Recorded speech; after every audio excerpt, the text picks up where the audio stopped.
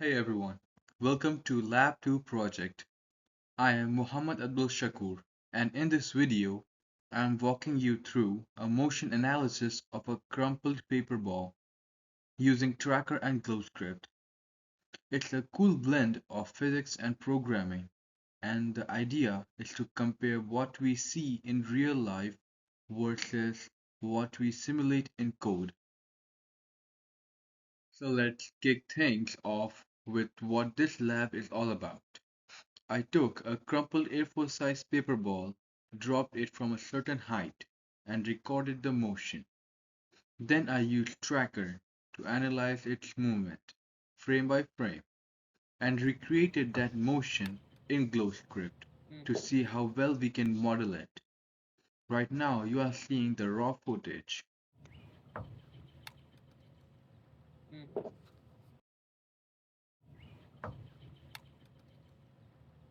Notice how the ball curves as it falls.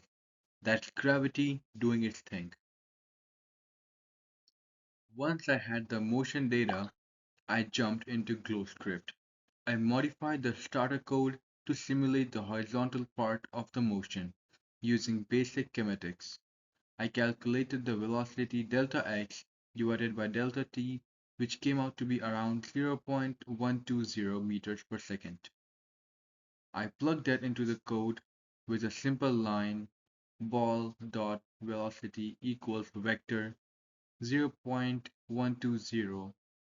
This models constant horizontal motion, but as you will see, that's not the full picture.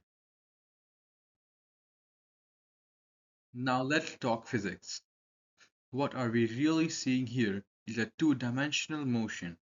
The paper has some horizontal movement, but it's also falling under gravity. Ideally, we would model both axes. In a simulation though, I just used x equal x naught plus velocity times time. So it's a limited model that ignores the vertical motion and air resistance, which are super important in real life. Here's a snapshot from Tracker. You can clearly see that the ball isn't going in a straight line. It curves downward as expected. That's not an error, that's the physics. Gravity is accelerating down while it drifts a bit horizontally. And because the object is light and irregular, air resistance makes it wobble slightly too. So what exactly was I modeling? The system is just a crumpled paper ball. I assumed the surroundings included gravity and air, but in code, I simplified a lot.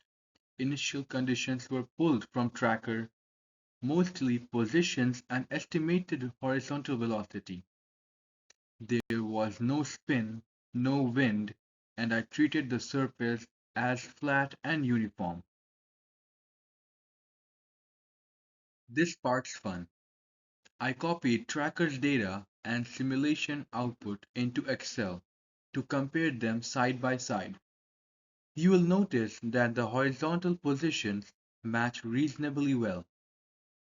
But since my simulation didn't model vertical movement, the entire part of the motion is missing from the code. So while the X values look okay, that's only the half story. Alright, let's talk what could have been better. First, the simulation didn't include gravity or air drag, so it misses all the interesting vertical dynamics. Tracker isn't perfect either. It relies on manual clicking, and even a pixel off can mess with results.